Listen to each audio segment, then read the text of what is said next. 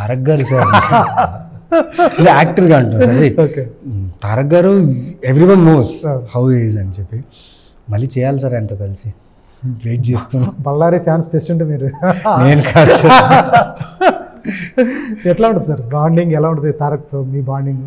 Bonding అంటే sir మేము చేసిన అరవింద సమేతలో షూట్ రెగ్యులర్గా కంటిన్యూగా జరిగేదండి. అంటే టైం ఉండేది కాదు, ఎందుకంటే సీక్వెన్సెస్ అలాంటి సీక్వెన్సెస్ ఎమోషన్తో పాడిన సీక్వెన్స్ సూపర్ ఉండేది సార్. ఆయన వెరీ ప్రొఫెషనల్ యాక్టర్, చాలా బాగా చేస్తారు అండ్ అవతల యాక్టర్ని అర్థం చేసుకుంటారు. తారక్ అన్న నుంచి ఇది నేర్చుకోవాలి, ఎన్టీఆర్ గారి నుంచి ఒకటి నేర్చుకోవాలంటే ఏం నేర్చుకుంటారు? అంటే ఒకటే నేర్చుకున్నా, ఒకటే నాకు ఇక్కడ దాకా తీసుకొచ్చింది. ఏంటి సార్?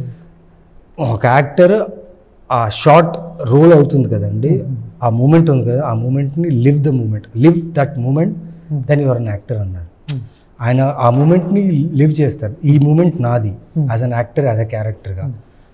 సో రోలింగ్ యాక్షన్ అన్నప్పుడు కట్ అనే లోపు అదే moment, that is the moment you live. Okay, still అలాగే ఉండాలి 5-10 minutes 10 seconds. So live that moment as an actor. So that really help me out. Oh super.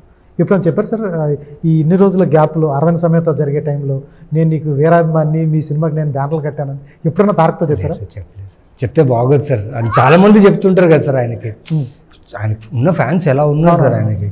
ఇప్పుడు నేను అలా చెప్తే అంటే నమ్మరు ఆయన. ఓకే అవునా అని నవ్వేస్తారు. చెప్పకుండా మనసులో పెట్టుకుంటే చాలండి. బికాజ్ మాకు అక్కడ థియేటర్స్ గోడ వేరే సార్. ఏం ఇక్కడ మీడియా ఉంది, ఇక్కడ చూపిస్తారు కాబట్టి we know how it is. కానీ అక్కడ మాస్ వేరే అండి.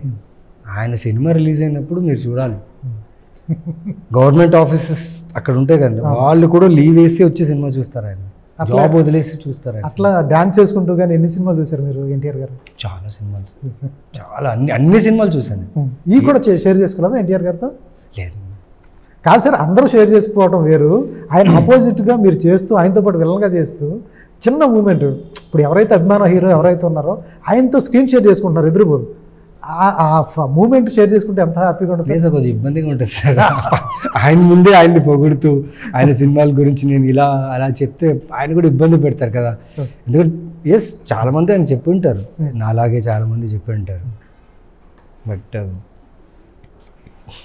Super sir.